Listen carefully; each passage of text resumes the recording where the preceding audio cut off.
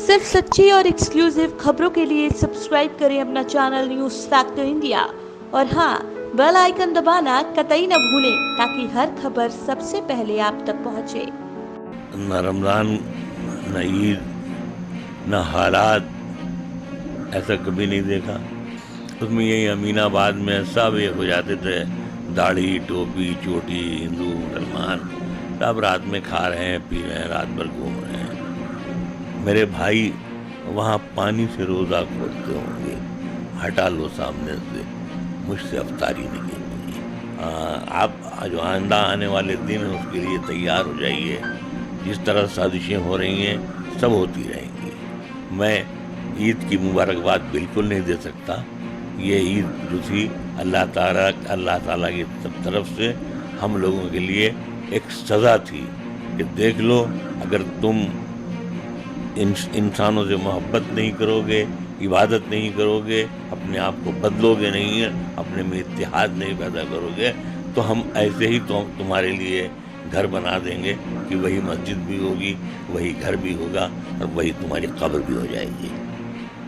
लेकिन खुदा के लिए आप अगर अपने लिए कपड़े बनवाते हैं तो ये सोच कर बनवाइएगा कि ये कपड़े नहीं पहन रहे हैं या आप कफन पहन रहे हैं। आप अगर यही पैसे खुद किसी ऐसी ज़रूरतमंद खातून या किसी के घर में जाकर दे आएँ, पूरी मिल्लत नंगी होकर खड़ी हो जाती है। पूरी मिल्लत की लड़कियां ये तलाक और इस पर और हलाला पर ऐसे ऐसे बयानात होते हैं कि शर्म से सर झुक जाता है। इसकी इजाज़त नहीं देना चाहिए कि आप पूरी कौम को जाकर टेलीविज़न पर चंद पैसों के लिए या अपनी उठी हुई टोपी के लिए तगीर करवाएं। बिल्कुल इसकी इजाज़त नहीं देता। अखबार देखिए तो लोगों की भीड़ देखिए, गरीबों की, परेशान हालों की, सड़क के किनारे हवा की बेटियां बच्चा पैदा कर रही हैं और फिर उसको गोद में उठाकर फिर चल रही हैं कि अल्लाह मियाँ इससे अब आगे का मंजर अगर और ख़राब हो तो फिर मुझे उठा लीजिए, क्योंकि मेरी आंखें मतलब ये हैं कि देख नहीं पाएंगी, इसको बर्दाश्त नहीं कर पाएंगी। तो जिस मुल्क में इतनी बेवकूफ़ कौमें पैदा हो जाएं कि वो फलों को भी हिंदू मुसलमान समझें, वहाँ शायरी की ज़रूरत नहीं रह जाती है। कम से कम 70% लोग ऐसे हैं जिनको हाथ खोल कर भीख मांगने में अभी एक जनरेशन की ज़रूरत पड़ेगी। न्यूज़ फैक्टर की टीम आज आपको एक ऐसे शख्स से मिलवाने जा रही है जो पूरी दुनिया में मशहूर है। इन्होंने वक्त वक्त पर अपनी शेर व शायरी के जरिए सियासत को भी आईना दिखाया है। जी हाँ, हम बात कर रहे हैं मशहूर शायर मुनव्वर राना की। जिला रायबरेली के रहने वाले मुनव्वर राना दुनिया में अपनी एक अलग पहचान रखते हैं और इनसे हमारी मुलाकात ईद के मौके पर लखनऊ में हुई। उन्होंने न्यूज़ फैक्टर इंडिया से हुई बातचीत के दौरान देश के हालात पर गहरी तकलीफ जाहिर की। उन्होंने कहा कि आज के वक्त में इंसान को इंसान की सबसे ज़्यादा ज़रूरत है। नहीं था, वो बिल्कुल अजीब व गरीब है। ये न रमज़ान, न ईद, न हालात ऐसा कभी नहीं देखा। और सबसे बड़ी बात यह है कि रमज़ान या ईद के महीने में ये खौफ भी नहीं देखा, वरना ये ईद के महीने में यानी रमज़ान का जो महीना होता था उसमें यही अमीनाबाद में सब एक हो जाते थे, दाढ़ी टोपी चोटी, हिंदू मुसलमान सब रात में खा रहे हैं, पी रहे हैं, रात भर घूम रहे हैं। लेकिन अब के तो माहौल ऐसा हो गया था कि हालांकि मेरे पास में पास था, सरकार ने इतनी मेहरबानी कर दी थी, लेकिन इसके बावजूद भी मेरी बाहर जाने की हिम्मत नहीं पड़ती थी कि पता नहीं पीछे से कौन पुकारे कि ये तबलीगी जमाती है। तो जब इस हाल में पहुंच गया हो, जब मुल्क और शहर और सूबा, तो उसमें आदमी कहाँ निकले, कहाँ जाए, क्या करे। तो एक तरफ यही गम बहुत था कि रोज़े में सब इंतज़ाम नहीं है, एक तरफ ये तकलीफ़ें, और सबसे बड़ी बात यह है कि देखिए नमाज कहीं भी पढ़ी जा सकती है, छोटे से कुएं के एक पत्थर पे भी पढ़ी जा सकती है, उसमें कोई बड़ी बात नहीं है। कहीं भी عبادت کی جا سکتی ہے.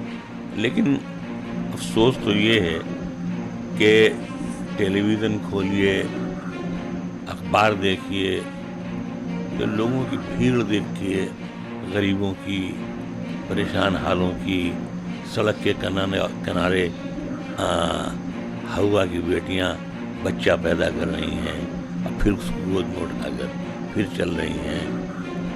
اس کو مطلب دیکھنے کے بعد آپ یقین کریں کہ میں تو ہفتوں میں یہی دعا مانگتا رہا آج تک کہ اللہ میاں اس سے اب آگے کا منظر اگر اور خراب ہو تو پھر مجھے اٹھا لیجیے، کیونکہ میری آنکھیں مطلب یہ ہیں کہ دیکھ نہیں پائیں گی، اس کو برداشت نہیں کر پائیں گی. اور بھوک کا، غریبی کا یہ عالم آپ یقین کیجئے کہ اب تاریخ کی نہیں جاتی تھی.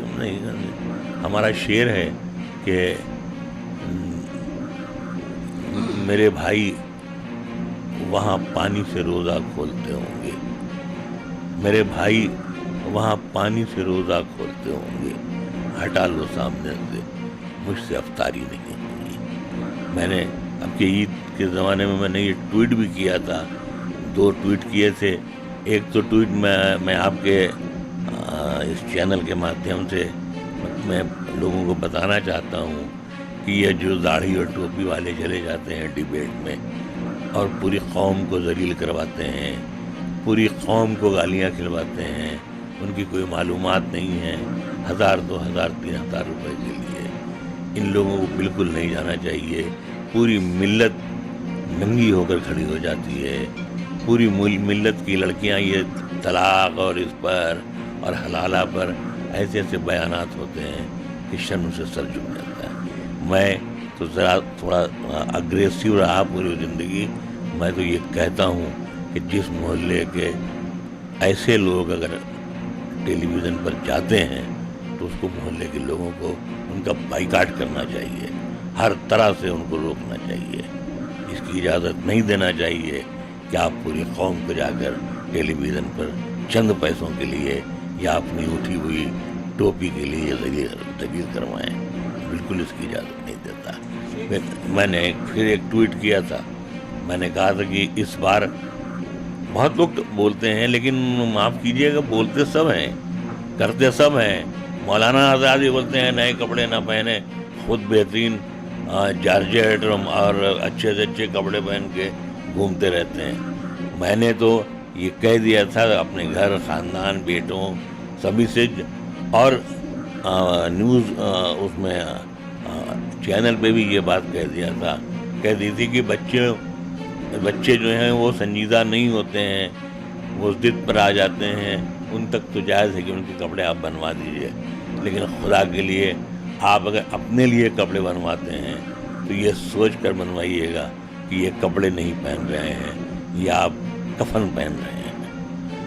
آپ اگر یہی پیسے خود کسی ایسی ضرورت مند خاتون یا کسی کے گھر میں جا کے دے آئیں، کیونکہ آپ کو یہ معلوم ہے کہ آپ کی قوم میں خاص طور سے کم 70% لوگ ایسے ہیں جن کو ہاتھ کھول کر بھیک مانگنے میں ابھی ایک جنریشن کی ضرورت پڑے گی. وہ بھوکے مر جائیں گے لیکن باہر بھیک نہیں مانگیں گے، وہ چپکے سے کہیں کچھ بیچ دیں گے لیکن کسی کو معلوم نہیں ہوگا. تو کم سے کم غیرت مندی کا تھوڑا سا احساس ہونا چاہیے. اگر یہ نہیں ہو سکتا تو پھر آپ جو آئندہ آنے والے دن ہیں اس کے لیے تیار ہو جائیے. جس طرح سازشیں ہو رہی ہیں سب ہوتی رہیں گی. میں عید کی مبارکباد بالکل نہیں دے سکتا. یہ عید جو تھی اللہ تعالیٰ کی طرف سے ہم لوگوں کے لیے ایک سزا تھی کہ دیکھ لو اگر تم انسانوں سے محبت نہیں کرو گے، عبادت نہیں کرو گے، اپنے آپ کو بدلو گے نہیں، اپنے میں اتحاد نہیں پیدا کرو گے، تو ہم ایسے ہی تمہارے لیے گھر بنا دیں گے کہ وہی مسجد بھی ہوگی، وہی گھر بھی ہوگا اور وہی تمہاری قبر بھی ہو جائے گی. منور رانا نے لاک ڈاؤن اور سوشل ڈسٹینسنگ کے اس ماحول میں ایک شعر بھی عرض کیا جو کافی دلچسپ ہے. تو میں نے کہا بڑی مشکل ہو گئی اصل میں. حالانکہ لکھنؤ میں ایک رسم تھی آداب کی، نہ اس میں ہاتھ ملانا پڑتا تھا، نہ نمسکار اور السلام علیکم کرنا پڑتا تھا. صرف آداب کر لیا جاتا تھا.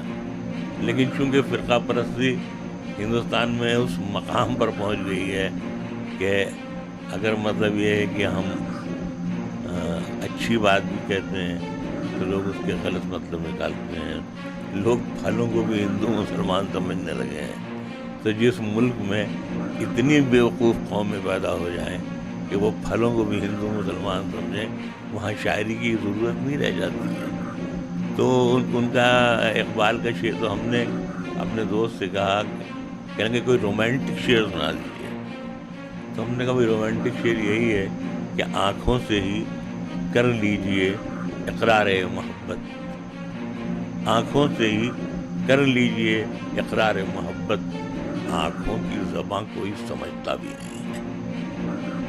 یہی شعر ہے کہ آنکھوں سے ہی کر لی. یہ اپنے تمام جو ہمارے ہندوستانی بھائی ہیں, چاہے کسی برادری کے ہوں, اپر کاسٹ ہوں, لوور کاسٹ ہوں, ٹھاکر ہوں, پنڈت ہوں, دلت ہوں, سردار جی ہوں, سب کے لیے یہی ہے کہ ایک یہ گنہگار, ایک دوست, ایک شاعر آپ سے یہی کہتا ہے کہ آنکھوں سے ہی کر لیجئے اقرار محبت, آنکھوں کی زبان کوئی سمجھتا بھی نہیں ہے.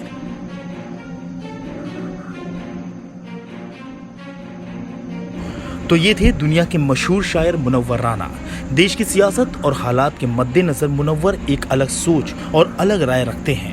اور اگر آپ کے من میں کوئی سوال ہے یا اسٹوری میں کوئی کمی رہ گئی تو پلیز کمنٹ باکس میں ضرور بتائیں. Bureau report, news factor India.